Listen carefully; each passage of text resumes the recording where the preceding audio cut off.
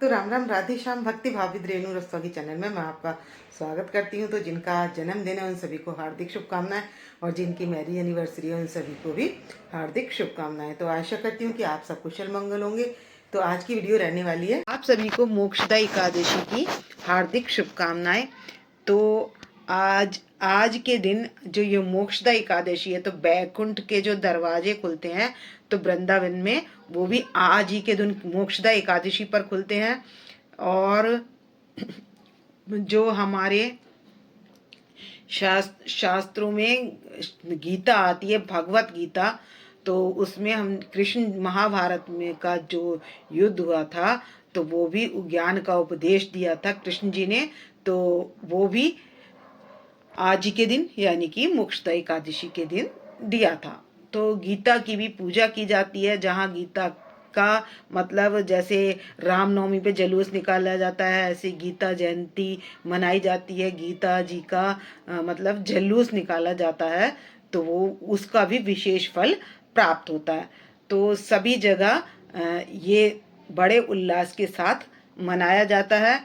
तो अर्जुन को संदेश जो दिया है वो आज के दिन ही दिया है, तो कि हे अर्जुन तू युद्ध कर।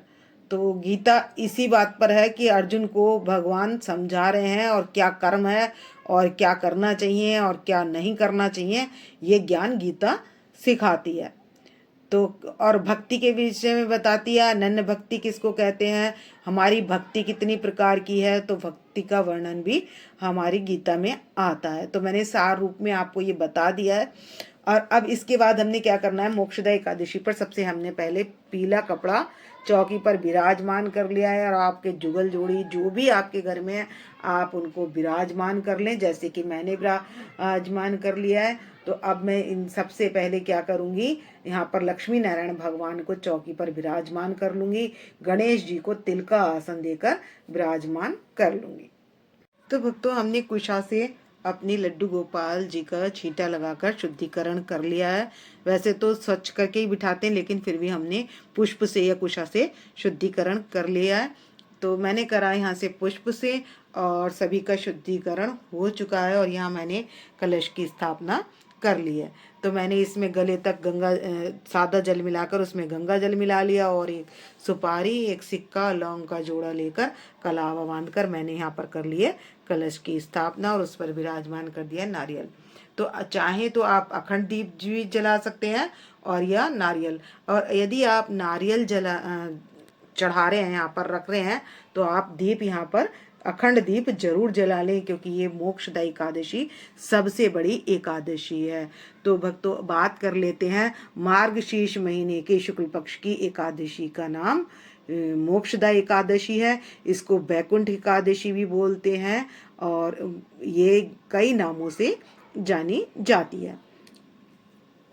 तो भक्तों, इस एकादशी को हमने व्रत कब करना है, तो भक्तों हमने एकादशी का व्रत 11 दिसंबर को करना है, क्योंकि 11 दिसंबर को हमारी एकादशी जो है वो 3:40 पर सुबह आ जाएगी, और अगले दिन मतलब 12 दिसंबर को 1 बजे तक रहेगी। तो हमें सूर्य व्यापनी भी मिल रही है और ब्रह्म मुहूर्त से पहले आ रही है, इसलिए हम एकादशी का व्रत करेंगे 11 तारीख को। और 12 तारीख को जो हम पारायण करेंगे तो 6 घंटे 1 बजे से और 6 बजे तक, यानी कि प्रथम चरण जो है 1/4 चरण जो है हमारा 6 बजे तक बीत जाएगा। तो हमें पारायण का टाइम है 7 बजे से लेकर 9:30 बजे तक। तो हम करेंगे 12 तारीख को पारायण करेंगे।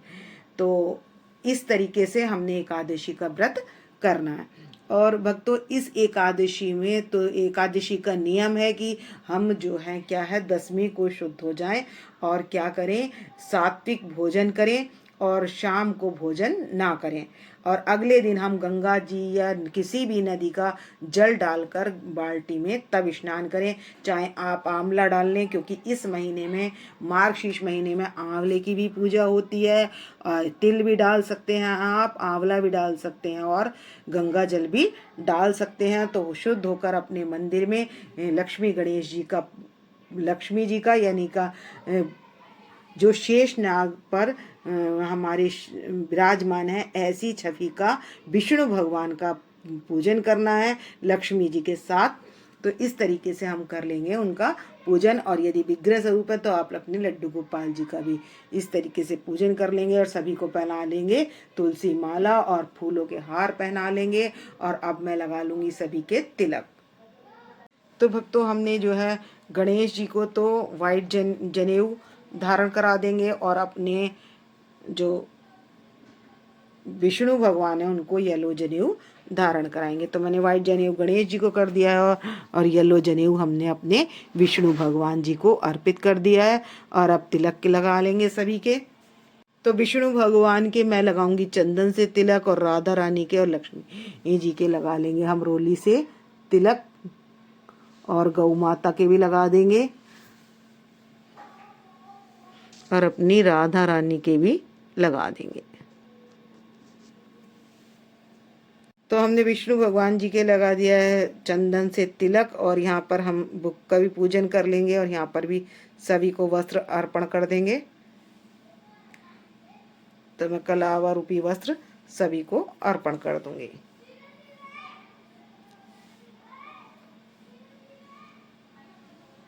गणेश जी के पास भी वस्त्र अर्पित कर देंगे और हम अपनी राधा रानी के पास भी वस्त्र अर्पित कर देंगे। तो सभी के पास वस्त्र अर्पित कर देंगे और अपनी गौ माता के पास भी वस्त्र अर्पित कर देंगे। तो हमने सभी को वस्त्र धारण करा दिए और लक्ष्मी जी को रेड कलावा जिधर से है और येलो कलर्स का विष्णु भगवान जी के पास अर्पित कर देंगे इस तरीके से।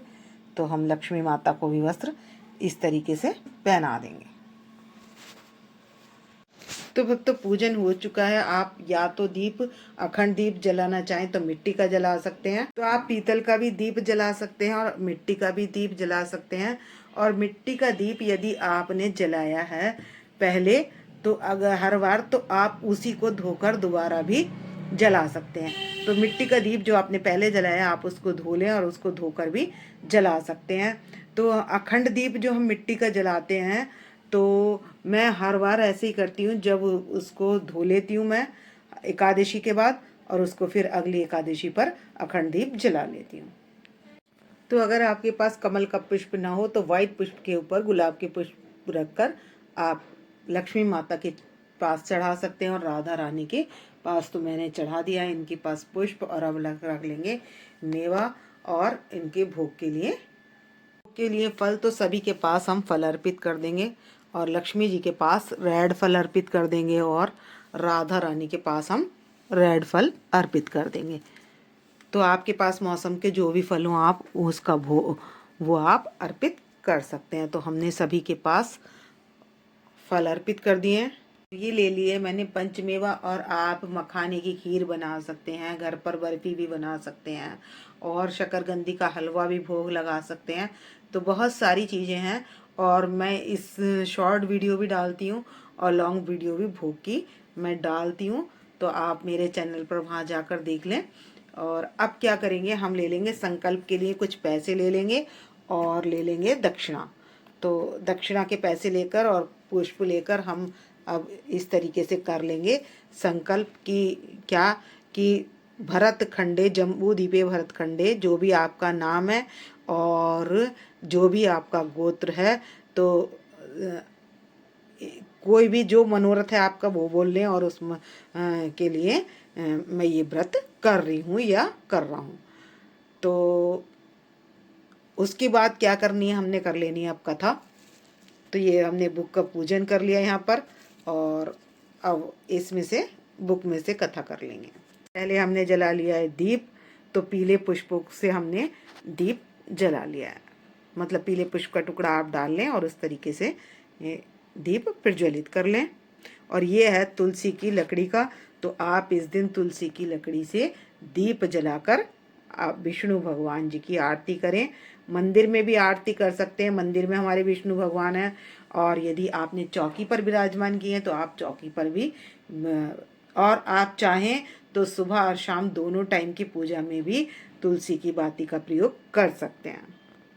अर्जुन कहता है श्री कृष्ण से, भगवान इस एकादशी के यानी कि मोक्षदा एकादशी के करने से क्या फल मिलता है और क्या किस प्रकार की सुखों की प्राप्ति होती है। तो भगवान श्री कृष्ण जी कहते हैं कि इस एकादशी के करने से हमारे पापों का नाश हो जाता है और इस पर दामोदर भगवान की पूजा की जाती है और लक्ष्मी नारायण भगवान जी की पूजा की जाती है धूप दीप के साथ। तो और इस दिन क्या हुआ है, नरक में गए हुए भी पितृ जो है मोक्ष आदि को प्राप्त हो जाते हैं। जैसे मोक्षदा है से विभूत पता चलता है कि हाँ मोक्ष प्राप्त होगा, तो इसमें पितृ भी मोक्ष को प्राप्त हो जाते हैं। तो एक बैखानस नाम का राजा था, उसके उसके जो ब्राह्मण जो थे चारों वेदों के ज्ञाता थे। तो एक दिन उसके पिता जो है नरक में पड़े हुए हैं ऐसा उसको स्वप्न दिखाई दिया।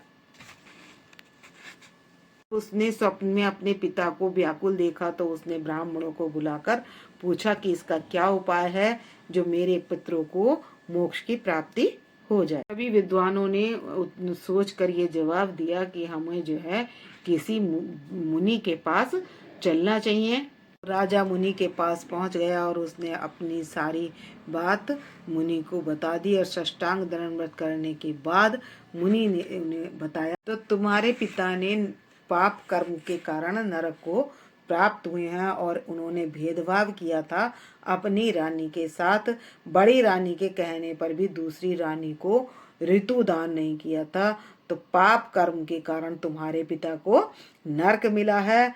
तो राजा बैसानक ने जब अपने उद्धार का उपाय पूछा, तब मुनि बोले कि मार्गशीर्ष में शुक्ल पक्ष की मोक्षदा एकादशी आती है, उसके उपवास करने से और उसका संकल्प का पूर्ण का संकल्प अपने पिता को अर्पित कर देने से आपके पिता की मुक्ति हो जाएगी।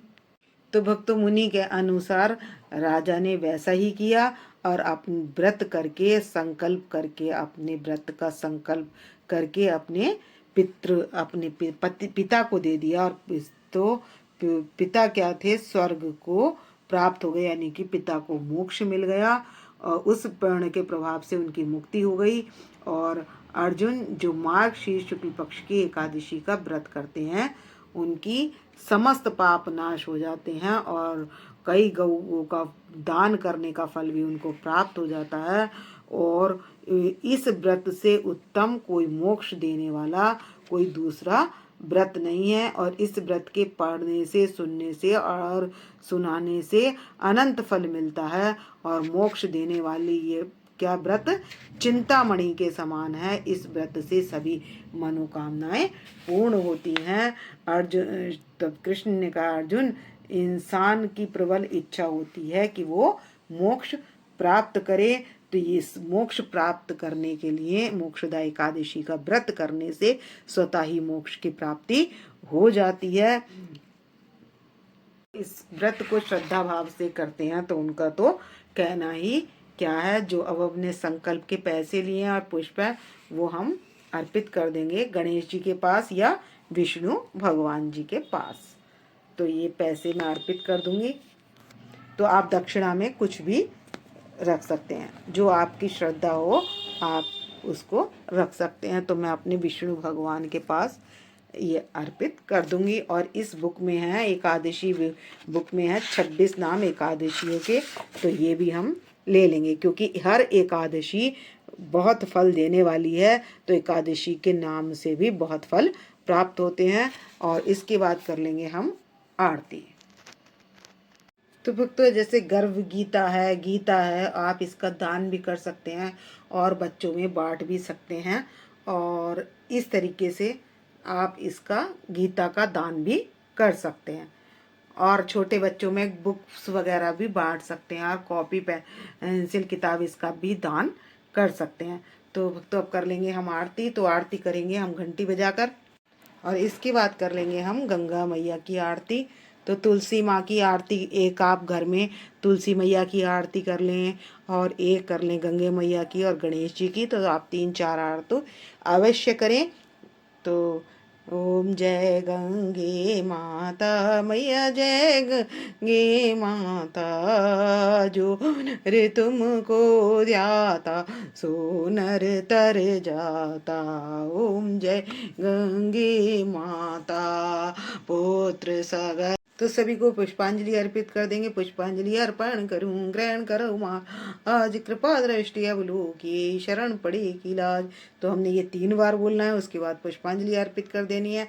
और जो हमारी पूजा में आई हुई त्रुटियों को भगवान माफ़ कर दें, उसके लिए हम क्षमा प्रार्थना कर देंगे। और पारायण हम क्या करेंगे, या तो चरणामृत से कर लेंगे, गंगा जल से कर लेंगे, या हम चावल से कर लेंगे, या फल फूल से कर लेंगे। तो और करते हैं अब क्षमा प्रार्थना। कर्पूरी गौरम करुणावतारम संसारिसारम भुजगेन्द्रहारम सदा वसंतम हृदयारविंदे भवामी सहितम नमामि। तो ऐसी जानकारी के लिए आप मेरी वीडियो को लाइक करें, सब्सक्राइब करें, शेयर करना ना भूलें। और कमेंट्स में हाजिरी लगाएं कि आपको आज का श्रृंगार कैसा लगा। और अगर आपको मेरी ज्ञानवर्धक लगी हो वीडियो तो लाइक करें और शेयर भी करें। तो मिलते हैं नेक्स्ट वीडियो में। भक्तों राम राम, राधे श्याम।